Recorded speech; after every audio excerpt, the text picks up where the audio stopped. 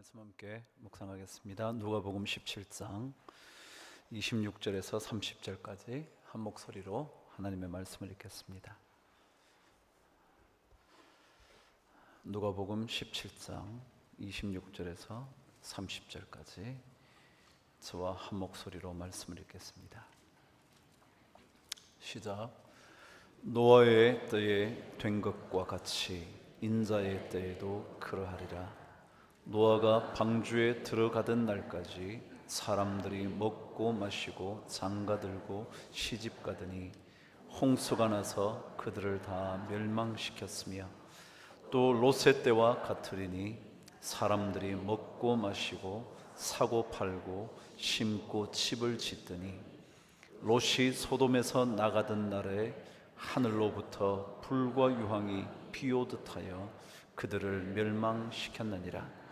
인자가 나타나는 날에도 이러하리라. 아멘. 지난 시간 우리 하나님의 나라에 대한 얘기를 시작했죠. 하나님의 나라를 사는 믿음의 사람들, 그 사람들은 보이는 것으로만 살지 않는다. 너무도 자주 듣던 얘기죠. 언젠가 칼릴 지브란이 짧은 시 한 편을 썼습니다. 보여줄 수 있는 사랑은 아주 작습니다 라는 시였습니다. 내용이 이래요. 보여줄 수 있는 사랑은 아주 작습니다. 그 뒤에 숨어있는 보이지 않는 위대함에 견주어 보면 이라는 짧은 시를 썼죠. 보여줄 수 있는 것은 매우 작습니다. 다시 말하면 보이지 않고 숨겨져 있고 뒤에 있는 그것들의 거대함에 비하면 나타나는 것은 얼마 되지 않습니다. 믿음의 삶이라는 것은 나타나는 매우 작은 것, 그것에 매달려 사는 것이 아니라 나타나지는 않지만 숨어 있지만 그 뒤에 있지만 그 엄청난 위대함을 보며 사는 거라고요. 믿음이 그런 거죠. 보이지 않는 하나님이지만, 그래서 당장 보이는 그 무언가가 우리를 살려줄 것 같지만, 그러나 보이지 않으시는 하나님의 위대한 능력이 훨씬 더 거대하다는 사실, 그런 건 믿는 거죠. 며칠 전에 한 분을 만났어요. 그분은 장로님이셨는데 엉뚱하게 소송에 휘말리게 되었답니다. 정말 그분도 저처럼 한 번 경찰서에조차 가본 적이 없는 사람이었다는데 얼마나 가슴이 답답한지 견딜 수가 없더라는 겁니다. 그래서 소송을 준비하느라 변호사를 준비하고 또 다른 변호사를 추가 선임하고, 그래서 계속해서 변론을 하는데 변론을 하면서도 가슴이 너무 답답한 거예요. 틈만 나면 변호사에게 전화를 해서 어떻게 될 것 같으냐, 어떻게 진행되어 가냐, 어떻게 됐냐, 그렇게 물었다는 겁니다. 변호사님이 그렇게 대답을 해줬대요. 걱정하실 거 없습니다. 잘 될 것 같습니다 라고 말을 했는데도 불구하고 불안해서 견딜 수가 없더라는 겁니다. 얼마나 답답했든지 신경정신과 의사까지 찾아가서 마음 상태를 설명하고 얘기를 듣고 진단을 받고 그랬다는 거죠.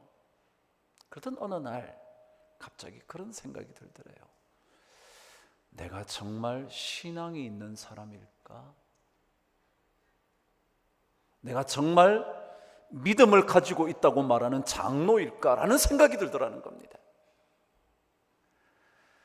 변호사에게서 이런 얘기를 들으면 마음이 놓이다가 또 상황이 안 좋아지는 것 같으면 가슴이 답답하다가 또 변호사에게 물으면 좋은 대답을 들려주면 또 마음이 놓이다가 과연 정말 이런 마음이 신앙 가진 사람의 마음일까 생각이 들더래요.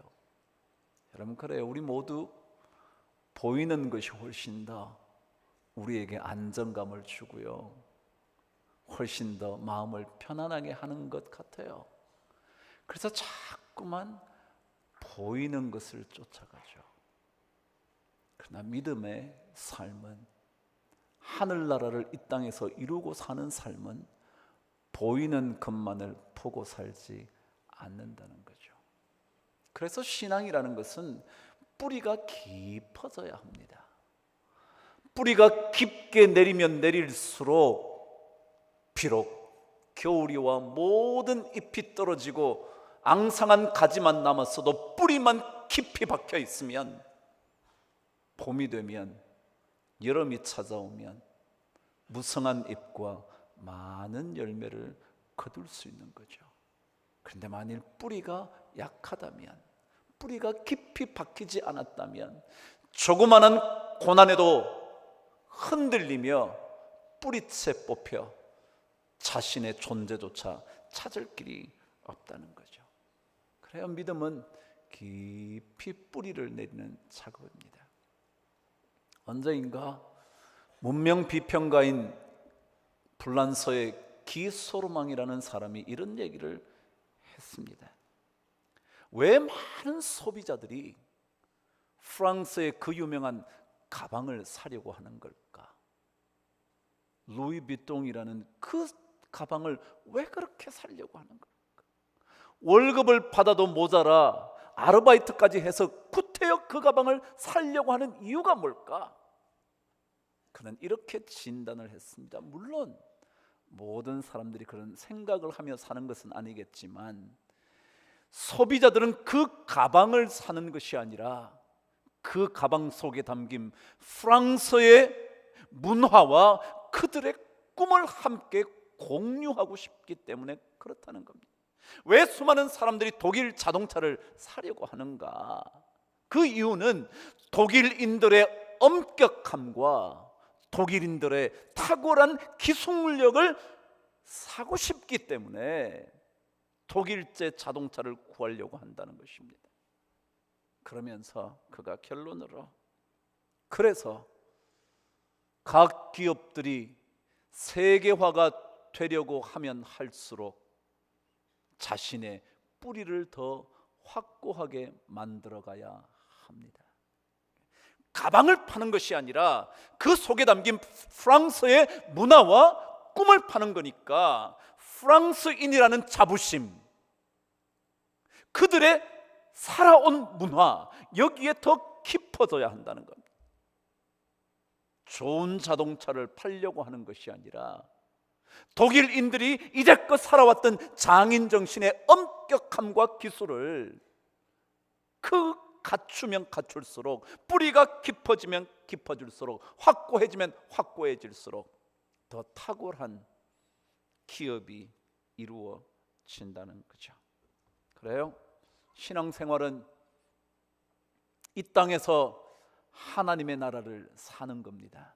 그러나 언제인가 온전하게 찾아올 하나님의 나라, 언제인가 완벽하게 우리 앞에 펼쳐질 하나님의 나라, 그 나라가 오게 될 텐데, 그때까지 우리는 어떻게 살아야 할까? 그 마지막을 어떻게 준비하면서 살아야 할까? 우리는 늘 질문하면서 대답하며 살아야 되는 거죠. 지난 시간 우리가 묵상하지는 않았지만, 하나님의 나라는 마치 번개가 동에서 번쩍함과 동시에 서에서 번쩍하듯이 그렇게 임할 거라고 성경은 말했습니다. 그렇습니다. 하나님의 나라는 언제인가 완벽하게 임할 때 순식간에 찾아옵니다. 언제 찾아올지 모릅니다. 그래서 우리는 그때를 준비해야 하는 거죠. 언제 올지 몰라서. 찬송가 그대로 주 예수 그리스도 그분이 언제 오실지, 낮인지 밤인지 어디에 오실지 모를 때 그때 올 것이기 때문에 우리는 늘 준비해야 한다는 거죠. 그래서 갑작스럽게 임할 그 나라를 준비하는 인생에 대하여 성경은 오늘 두 사건을 예로 들면서 설명을 하기 시작합니다. 그 나라가 임하는 것은 마치 노아의 때처럼, 노아의 사건 때처럼, 그리고 롯, 다시 말하면 소돔과 고모라의 사건 때처럼 찾아올 것이기 때문에 그때를 교훈 삼아 마지막을 준비해야 된다고 가르쳐 줍니다. 여러분, 노아와 롯의 사건에는 두 가지 핵심이 있습니다. 노아의 사건과 롯의 사건은 동일하게 두 가지를 우리들에게 가르쳐 줍니다. 그 첫 번째는 노아의 때나 롯의 때에 중요하게 받아야 할 교훈 첫 번째는 죄악이 가득했다는 사실이었습니다. 마치 그때처럼 어쩌면 지금도 죄악이 가득한 세상인데, 아니 그때처럼이 아니라 지금 내 마음처럼, 어쩌면 우리 마음처럼 죄악이 가득한 그런 때라는 것을 첫 번째로 가르쳐 줍니다. 그래서 창세기 6장 11절에 노아의 사건에 대하여 성경은 이렇게 말합니다. 그때에 온 땅이 하나님 앞에 부패하여 포악함이 땅에 가득한지라. 12절도 보면 행위까지 부패함이 가득했다고 말합니다. 뿐만 아니라 롯의 사건에 대하여도 창세기 18장 30절은 이렇게 기록하죠. 소돔과 고모라에 대한 부르짖음이 크고 그 죄악이 심히 무거웠다 그랬습니다. 아시는 대로 의인 10명이 없어서 멸망할 수밖에 없었다고 성경은 기록합니다. 그렇습니다. 죄악이 가득했던 그때, 지금 우리의 마음속에 가득한 죄악이 그때와 같아서 이 문제를 해결하지 않고는 주님의 나라를 준비할 수 없다. 죄악의 문제를 해결하지 않고는 우리 속에 있는 탐욕과 거짓과 교만과 욕심과 질투와 증오와 이것들을 해결하지 않고는 하나님의 나라를 준비할 수 없다고 성경은 가르쳐 줍니다. 그렇습니다. 마지막 때를 준비하는 믿음의 사람에게 중요한 것은 죄악의 해결입니다. 죄악을 해결해야 합니다. 가득한 죄악을 떨어내지 않고는 주님의 나라, 임하게 될 그 나라, 반드시 오게 될 순식간에 찾아올 하나님의 나라를 우리는 살아갈 수가 없습니다. 해결하고 싶지만 또다시 저지르는 이 죄악의 문제를 어떻게 해결해야 될까? 오늘 성경은 우리에게 두 가지 길이 있다고 가르쳐 줍니다. 두 가지 길. 첫 번째입니다. 그럼 노아 때를 한번 생각해 보시죠. 노아의 때에 중요한 한 단어는 방주였습니다. 다시 말하면 죄를 해결하여 주시는 하나님의 방법 중에 하나가 방주였습니다. 그 방주 안으로 들어가기만 하면 건짐을 받았습니다. 구원받은 거죠. 그래서 우리가 흔히 구원의 방주라고 말하는 이유는 하나님께서 죄를 해결하시는 첫 번째 방법으로 선택한 것이 하나님의 전적인 구원하심의 은혜입니다. 누구든지 죄의 문제를 해결하려면 방주에 올라타야 합니다. 방주에 오르지 않고는 어느 누구도 죄로부터 해결받지 못합니다. 이것 없이는 죄의 해결은 불가능합니다. 많은 사람들이 이 문제에 걸립니다. 내가 그래도 뭔가 해야 되지 않을까? 하지도 않은 채 방주에만 올라타면 건짐을 받는다는 게 과연 이성적으로 납득할 만한 것인가? 아닙니다. 그러나 이 죄의 문제는 전적으로 첫 번째 하나님의 구원의 은혜인 방주에 올라타는 것 외에는 없습니다. 사실 여러분 그렇지 않습니까? 죄를 떨쳐버리고 싶었지만 여러분 안 되는 거 경험하지 않았습니까? 성령의 은혜를 받지 않고는 죄 문제가 해결되지 않지 않습니까? 그래서 성경은 죄의 문제를 해결해야만 마지막 때를 우리가 살아갈 수 있는데, 아니 마지막 때에 주님의 부르심을 받을 수 있는데, 그러려면 방주에 먼저 올라타는 겁니다. 부족하지만, 모자라지만, 죄악이 가득하지만 그럼에도 불구하고 올라타기만 하면 우리는 구원받을 수 있는, 죄의 문제를 해결할 수 있게 되는 겁니다. 그래서 아직까지 주님을 고백하지 않았다면 우리는 주님을 고백해야 합니다. 주님의 이름을 불러야 합니다. 나를 건져달라고. 오늘 우리 세례식이 있습니다. 세례식은 내가 나를 건질 수 없어서, 이 죄 문제를 해결할 수 없어서 방주에 올라타겠다고 선언하는 겁니다. 그리고는 올라타는 겁니다. 그래야 죄의 문제가 해결되는 거거든요. 방주의 은혜를 입어야, 그래야 죄의 문제를 해결하고 마지막을 하나님의 나라로 들어갈 수 있습니다. 그런데 오늘 성경은 이 죄의 문제 해결에 대하여 또 다른 한 사건을 가지고 설명을 합니다. 첫 번째는 노아의 사건의 방주를 가지고 설명을 했다면, 두 번째는 롯의 사건을 통하여 들려주시는 죄의 해결의 문제가 있습니다. 이 두 가지가 사실은 하나님의 전적인 은혜에 뒤따르는 두 번째, 이것이 있어야만 하는 것이기 때문에 성경은 설명하고 있습니다. 아시는 대로 롯이 옮겨간 그 땅은 소돔과 고모라, 죄악의 땅이었습니다. 그 죄악의 땅에서 주님께서 죄의 문제를 해결하는 이야기를 이렇게 들려주셨습니다. 창세기 19장 14절은 이렇게 말을 합니다. 제가 읽겠습니다.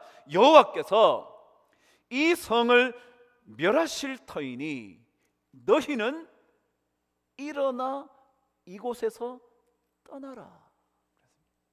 떠나라. 이런 죄의 문제를 해결하는 첫 번째는요, 전적인 하나님의 은혜의 구원의 방주에 올라타는 것입니다. 그러고 난 다음 우리가 해야 될 일은 죄로부터 뭐 하는 거예요? 떠나는 겁니다. 성경은 계속해서 말합니다. 17절에 이르되 도망하여 생명을 보존하라. 돌아보거나 들에 머물지 말고 산으로 도망하여 멸망함을 면하라. 도망가는 겁니다. 이러면 우리가 죄의 환경으로부터 떠나야 합니다. 도망가야 합니다. 그 안에 있으면서 내가 믿음 잘 지켜볼게 라고 말하지 않아야 됩니다. 우리는 떠나야 합니다. 요셉처럼 떠나야 합니다. 떠나지 않고는 우리는 어느 순간 죄에 빠져들기 쉽기 때문에 그렇습니다. 그래요, 죄를 해결하는 두 번째 길은 떠남입니다. 떠나지 않고는 안 됩니다. 죄로부터 결별해야 합니다. 죄로부터 멀어지는 훈련을 하는 거죠. 그래서 고린도전서 15장 13, 14절에는 이렇게 말하죠. 깨어 의를 행하고 죄를 짓지 말지어다. 깨어 의를 행하고 죄를 짓지 마라. 이건 하나님의 당부입니다. 구원의 방주에 올라타는 것 물론입니다. 그러나 그 다음부터는 그 환경으로부터 자꾸 멀어지는 겁니다. 죄의 기회를 피하고 죄의 자리를 떠나지 않고는 우리는 어느 순간 죄에 빠져들기 시작합니다. 그래서 성경은 그곳을 돌아보지도 말고 머물지도 말고 빨리 도망가라고, 그래야 생명을 보존한다고. 그럼 죄의 문제는 이 두 가지 해결책 외에는 없습니다. 하나님의 구원의 은혜의 방주에 올라타고, 그리고 죄의 기회를 이 땅을 사는 동안 빨리빨리 빠져나오는 것, 나 스스로 떠나는 것. 왜냐하면 그렇지 않고는 우리는 멸망하게 되어 있기 때문에 그렇습니다. 오늘 성경 27절과 29절에 반복된 마지막의 단어는 멸망입니다. 멸망시켰으며 멸망시켰다고 성경은 설명합니다. 죄의 문제 해결해야 합니다. 그래서 우리는 주의 이름을 부릅니다. 그리고 동시에 성령의 도우심을 받아 죄로부터 자꾸 자꾸 떨어져 나오는, 머물지 않고 아쉬워하며 되돌아보지 않는 그 일이 우리에게 중요합니다. 그래야 멸망받지 않는 믿음의 인생으로 마지막을 예비하는 인생 되기 때문에 그렇습니다. 자, 그렇다면 오늘 성경은 말씀을 통해서 죄악에서 멀어지는 하나님의 나라를 준비하며 사는 인생이 되려면 어떻게 해야 되는가? 그때의 이야기를 교훈으로 한 가지 방법을 가르쳐 줍니다. 오늘 저와 함께 27절 28절 말씀을 읽겠습니다. 시작. 노아가 방주에 들어가던 날까지 사람들이 먹고 마시고 장가들고 시집가더니 홍수가 나서 그들을 다 멸망시켰으며, 또 롯의 때와 같으리니 사람들이 먹고 마시고 사고 팔고 심고 집을 지었다 그랬어요. 무슨 말이냐면 하나님의 나라를 준비하는 사람들은 영적인 삶의 부분에 대하여 관심을 가져야 한다고 가르쳐 줍니다. 다시 말하면 이 당시 노아의 때와 롯의 때의 사람들은 전부 다 무엇에만 관심이 있었냐면 먹고 마시고 사고 팔고 짓고 결혼하고 심고 거두고 이 땅에 보이는 것, 거기에만 관심을 가지고 있었다는 거예요. 이 이야기를 읽어보면 여기에 조금 더 영적인 삶의 부분에 관심을 기울이지 않았다는 거예요. 먹는 거예요, 마시는 거예요, 즐기는 거예요, 집을 더 크게 짓는 거예요, 결혼해보는 거죠. 그래서 돈을 더 잘 벌려고 애쓰는 거죠. 전부 다 여기에만 관심이 있었다는 것입니다. 그럼 사실 우리 그리스도인들에게 이것이 필요 없다고 말하지 않습니다. 그러나 거기에만 관심을 두고 영적인 부분에 관심을 갖지 않으면 멸망한다는 겁니다. 우리에게 돈 버는 일 중요하지 않다고 말할 사람 누가 있겠습니까? 우리에게 자녀 잘 기르는 문제 중요하지 않다고 말할 사람 누가 있겠습니까? 이처럼 전셋값이 뛰는데 집 사야 된다고 말하지 않을 사람 누구겠냐고요. 그러나 거기에만 매달려 있으면 멸망한다. 성경 가르쳐 줍니다. 그래서 영적인 것, 다시 말하면 집 짓고 잘 먹고 잘 사는 동안 하나님의 음성이 들립니다. 방주에 빨리 올라타라고.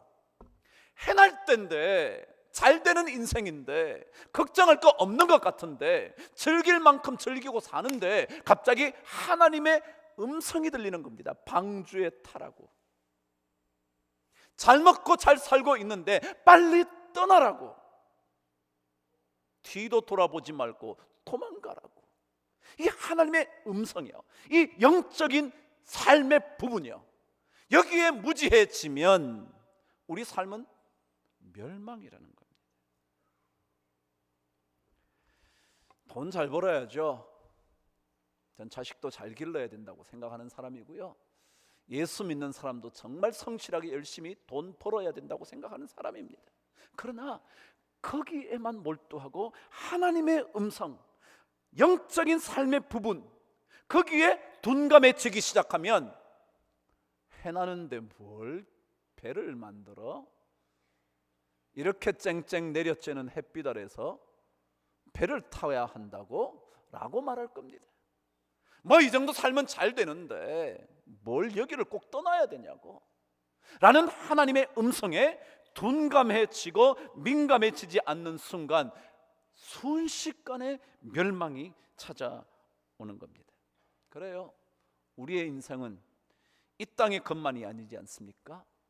눈에 보이는 것만이 전부가 아니지 않습니까? 보이는 것, 먹고 마시고 사고 팔고 시집 장가 집을 짓고 집을 위하여 모든 것을 심는 인생을 사는 것, 그것만으로는 안 된다는 거예요. 그게 없을 수는 없겠지만 그러나 그때에 하나님의 음성, 영적인 삶의 부분에 귀를 열어야 한다는 것입니다. 그래서 고린도전서 15장 19절은 이렇게 말했죠. 만일 그리스도 안에서 우리가 바라는 것이 다만 이 세상의 삶뿐이라면 그럼 우리 사는 것 있어야죠. 그러나 이것뿐이라면 우리는 그 누구보다도 더 불쌍한 자이리라 그러는 거죠. 아니, 불쌍한 정도가 아니라 그 마지막 때에 멸망당하고 마는 거죠. 방주로 들어가라는 하나님의 음성, 그 영적인 삶의 부분에 귀를 열어야 합니다. 멀쩡하게 해낸다고 방주를 우습게 생각하지 말아야 합니다.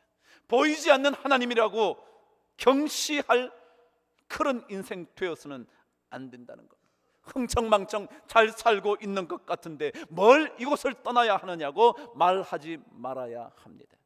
하나님의 영적인 음성, 떠나라는 음성, 도망가라는 음성, 돌아보거나 덜에 머물지 말라고 말씀하시는 영적인 삶의 부분에 우리 자신을 열어놓지 않으면 뒤돌아보는 순간 롯의 아내처럼 소금 기둥이 되고 마는 거죠.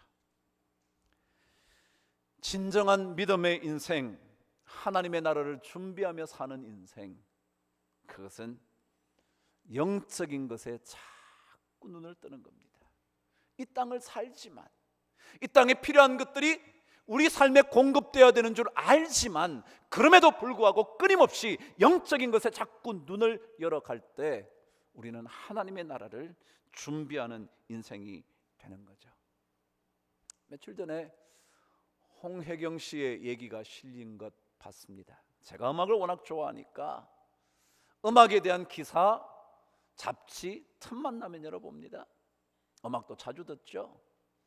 근데 이 홍혜경 씨가 말하자면 우리나라 성악계에서는 그래도 데모 같은 존재입니다. 가장 세계 무대에서 최고의 자리에 오른 사람 말할 수 있죠. 뭐 조수미, 신영옥 씨 다 뒤따르는 사람들이었습니다. 벌써 나이가 60 가까웠으니까.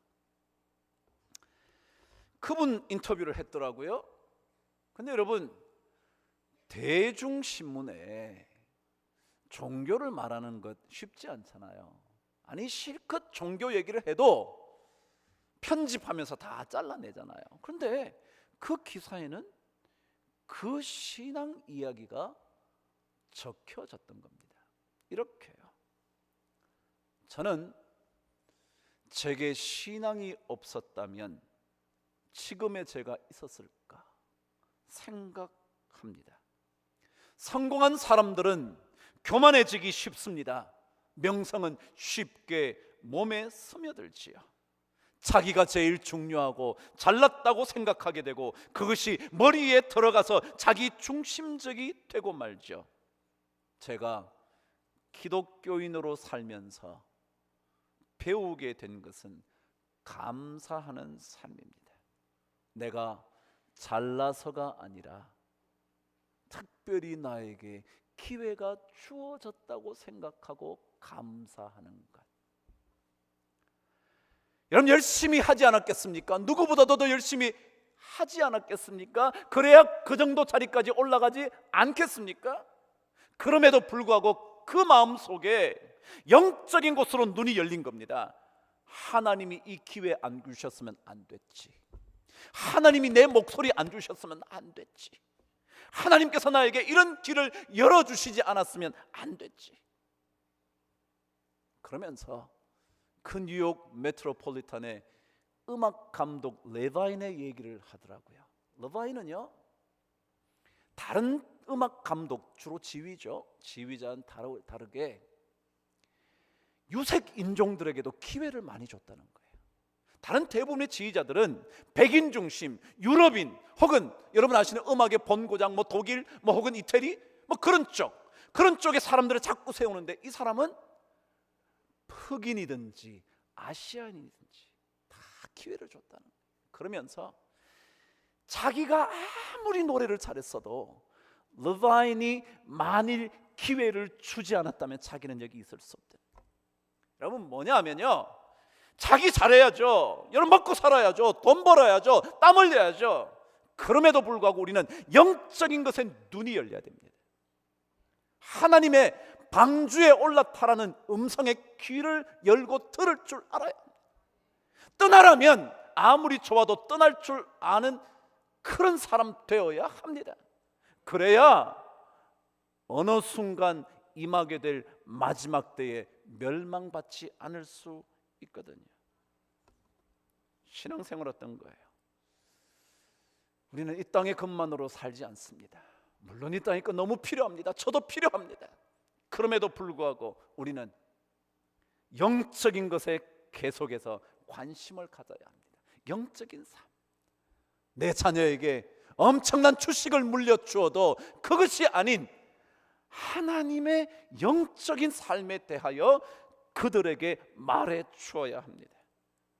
하나님의 나라를 내 안에 세우는 것만이 아니라 마지막에 언제인가 찾아올 하나님의 나라를 준비하는 인생은 이 세상 사람들이 사는 것만으로 살아서는 안 되는 거다니까요. 그들이 살고 있는 먹고 마시고 사고 팔고 시집 장가 집 짓는 것, 이것만 가지고 살아서는 안 되지 않겠습니까? 그리고는 하나님께, 하나님의 음성에, 영적인 삶에 자꾸만 눈을 돌릴 때, 그때 우리의 진정한 믿음이 우리를 건져내는, 그리고 이 땅에 하나님의 나라를 이루는, 그래서 마지막 때에 임하게 될 하나님 나라를 준비하는 그런 믿음의 인생이 되지 않을까. 그것이 가장 최고의 인생일 텐데, 그런 복을 한 주간 동안 여러분 모두가 받으시게 되기를 주의 이름으로 축복합니다. 기도하겠습니다. 하나님 아버지,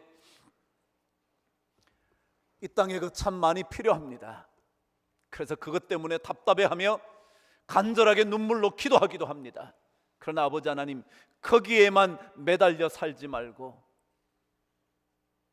방주로 들어오라는, 그곳을 떠나라는 하나님의 영적인 음성에 내 영혼의 문을 열 줄 아는 인생 되도록 축복하여 주시옵소서.